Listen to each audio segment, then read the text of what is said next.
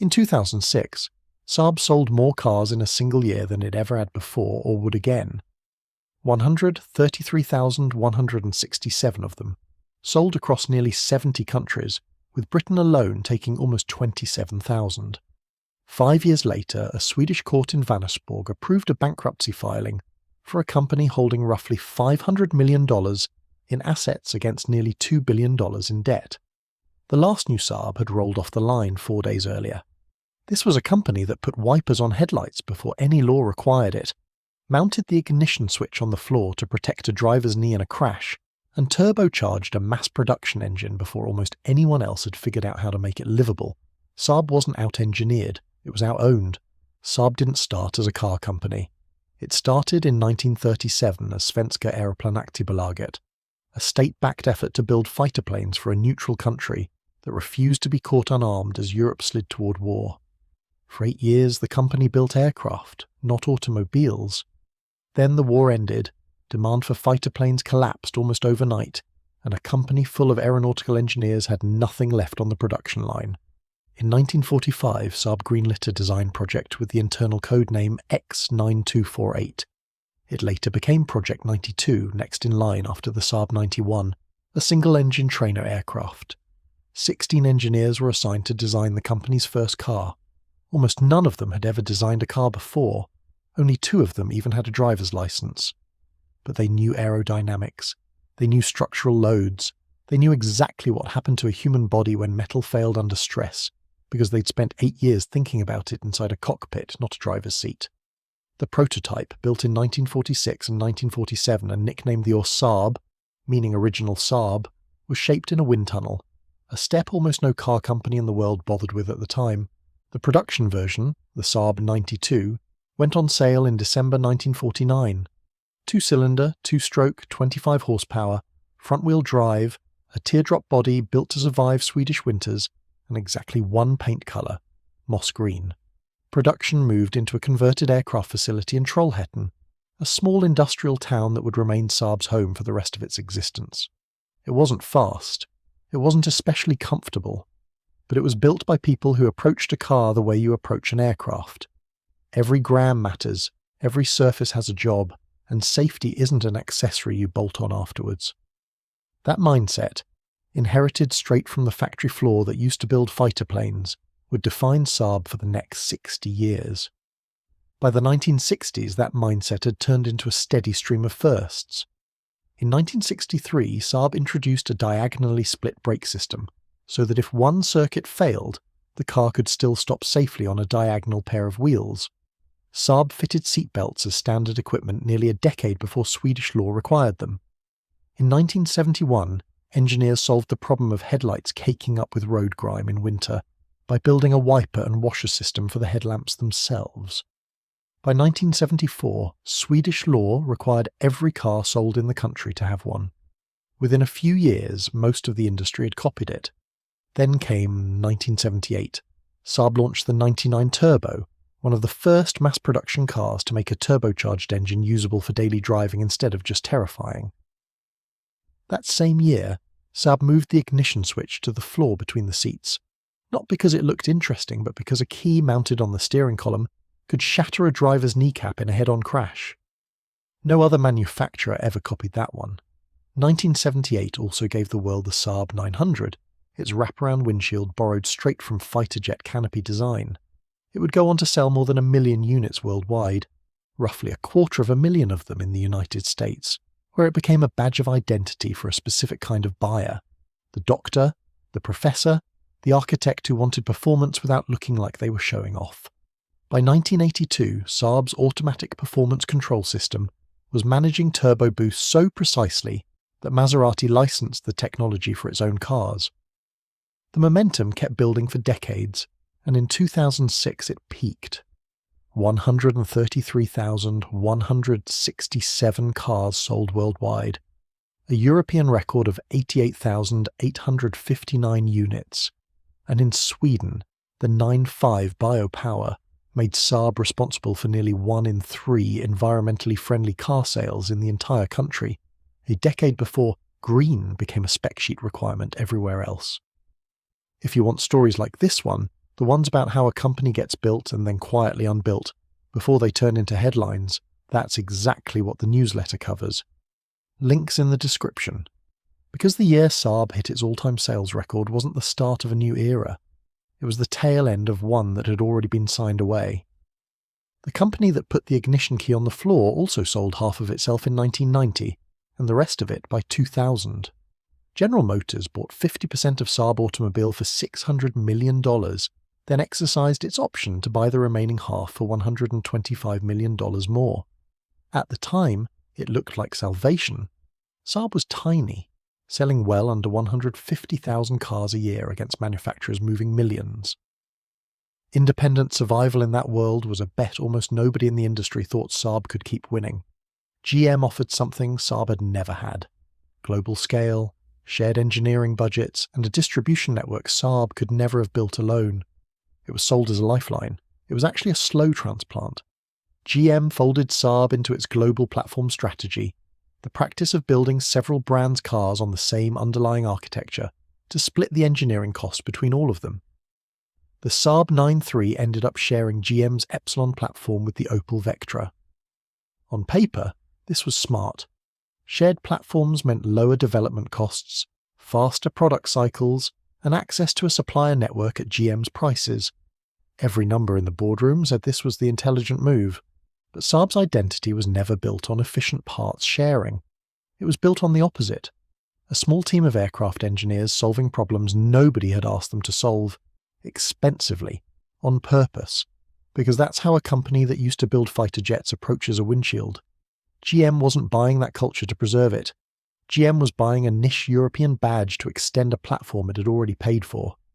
The people signing the checks believed they were rescuing a small company that couldn't survive on its own. They had no way of knowing they were about to prove exactly how right they were. For a while, it looked like a genius move. Then, in 2005, GM gave Saab dealers the 92X, a car built to fill a gap in the lineup without spending real money to do it. The 92X was a Subaru Impreza WRX wagon with a new front end and a Saab badge. American critics didn't bother being polite about it. They called it the Saabaroo.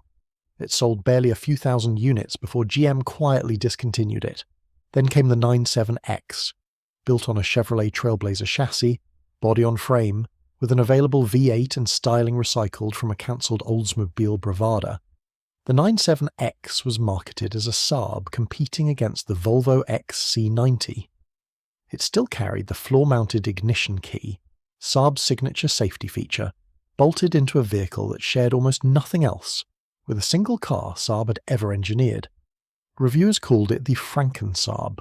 One outlet later ranked it among the worst vehicles it had ever tested. Neither car was secretly bad to drive. That wasn't the problem. The problem was that Saab customers had spent 60 years paying a premium specifically because they didn't want a rebadged Subaru or a rebadged Chevrolet. That was the entire pitch. Saab loyalists noticed the substitution immediately, and so did the press, and the mockery landed exactly where it hurt most. The idea that Saab still stood for something GM couldn't manufacture off a spreadsheet. It didn't help that both cars arrived at the exact moment blogging and early social media were turning every questionable product decision into a permanent, searchable punchline. The badge engineering backlash didn't kill Saab by itself, but it did something worse than one bad sales year. It told the world, loudly and publicly, that the company writing the checks didn't understand what it had bought. For now, GM kept building 9.3s and 9.5s at a loss, and calling it patience. Nobody inside Trollhättan believed patience was really what they were watching. In 2008, the global financial crisis hit the auto industry harder than almost any other sector in the economy. Credit dried up, car sales collapsed worldwide, and manufacturers that had been comfortably profitable a year earlier were suddenly bleeding cash by the billion. GM was not immune. In June 2009, General Motors filed for Chapter 11 bankruptcy protection in the United States, one of the largest industrial bankruptcies in American history. A bankrupt parent company has no room for a niche Swedish subsidiary selling 30,000 or 40,000 cars a year worldwide. GM's government-backed restructuring plan was blunt about it. strip down to the core, profitable, high-volume American brands and cut loose everything else: Saturn, Pontiac, Hummer, and Saab. In December 2009, GM announced it would wind Saab down entirely rather than find a buyer. This wasn't a decision about Saab's engineering, its loyal customer base, or its decades of safety innovation. It was a line item on a restructuring plan built to satisfy a federal bankruptcy court and the US Treasury, thousands of miles from Trollhättan. Saab hadn't caused the 2008 crisis. It hadn't made the subprime mortgage bets or built the SUV-heavy lineup that dragged GM toward insolvency in the first place. But that didn't matter. The shock hit the entire industry at once, and a small brand with no independent balance sheet had no way to weather it alone. It wasn't just a sales slump anymore. It was a fight for survival against a storm Saab had nothing to do with causing. What made it worse is that Saab's rescue attempts kept collapsing before they could even start.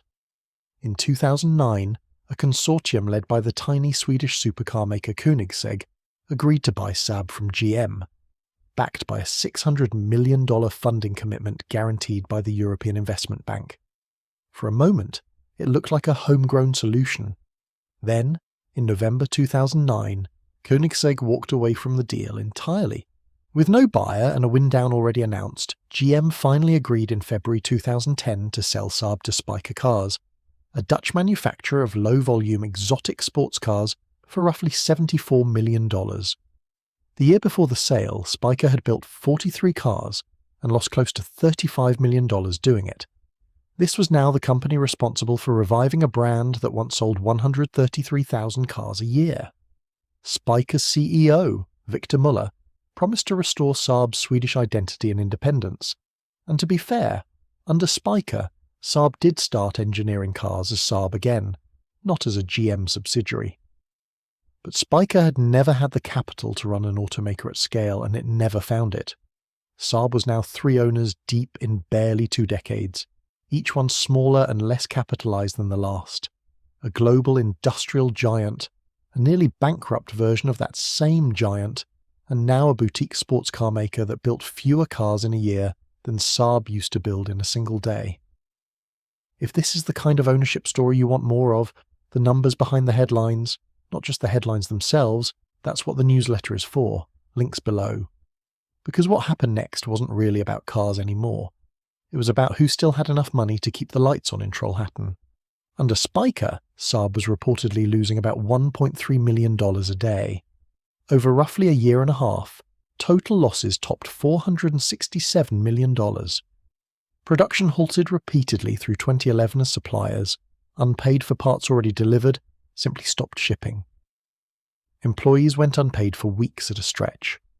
Muller scrambled for outside financing, first from a Russian investor, then from a pair of Chinese companies, Zhejiang Youngman and Pangda Automobile Trade, who agreed in June 2011 to a €245 million deal to fund Saab's survival. "We were supporting them to the last moment," one Youngman executive said afterward, describing calls that stretched past 1 a.m. trying to save the agreement. It didn't matter. On December 6, 2011, GM announced it would not continue licensing its patents and technology to Saab if a Chinese company gained ownership, citing its own shareholders' interests. Most of those patents had originally been Saab's own inventions, surrendered to GM back in 2000 when the buyout closed. On December 19, 2011, with no buyer and no financing left, Saab Automobile AB filed for bankruptcy at the District Court of Vänersborg. The filing listed roughly $500 million in assets against close to $2 billion in debt. Muller called GM's refusal the deal's final blow. The last new Saab had rolled off the line 4 days earlier, on December 15th. The single biggest irony in the entire story sat right there in the paperwork. The deal that could have saved Saab was killed by patents that had, decades earlier, been Saab's own engineering, before Saab ever handed the keys to somebody else. The story didn't quite end there. In June 2012, a Chinese-Japanese consortium called National Electric Vehicle Sweden, or NEVS, bought what remained of Saab Automobile out of bankruptcy, including the Trollhättan factory. NEVS rehired around 150 former Saab employees and announced a plan to pivot the brand entirely toward electric vehicles for the Chinese market. In late 2013, NEVS restarted limited production of the old 93 sedan, now sold as the NEVS 93EV, with a 181 horsepower electric motor and roughly 200 kilometers of range. It never reached meaningful volume. Fewer than 200 units were ever built. In 2017, the plan seemed to finally get real money behind it. Evergrande Group, at the time China's second-largest property developer, invested $2.2 billion into NEVS, aiming to build autonomous electric vehicles for Chinese mobility services at genuine scale. For a moment, Saab's old factory had a well-funded parent again. But Evergrande's own real estate empire collapsed under hundreds of billions in liabilities starting in 2021, and NEVS went down with it. By 2023, the company was effectively defunct. By December 2024, its remaining staff had been laid off and its factory equipment listed for international sale, quietly ending manufacturing activity on the site, where a team of aircraft engineers had first started building cars 75 years earlier. It wasn't over, not technically. But the pattern was unmistakable. Twice now, Saab's survival had depended entirely on the balance sheet of a much larger company with problems of its own. First, an American automaker restructuring under bankruptcy court, then a Chinese property developer collapsing under its own debt. Neither fix addressed the real issue. Saab had never once been allowed to exist as a company built to sustain itself. Today the Trollhättan site sits dormant, its equipment sold off piece by piece. Saab Automobile's bankruptcy estate wasn't formally closed until October 2023, nearly 12 years after the filing. Nobody builds a Saab car anymore, and legally nobody can. The trademark still belongs to Saab AB, the original aerospace and defense company that spun off its car division back in 1990 and never touched an automobile again. That company, meanwhile, is thriving. In its most recent annual report, Saab AB posted a record year. Revenue up 24% to roughly 79 billion Swedish krona.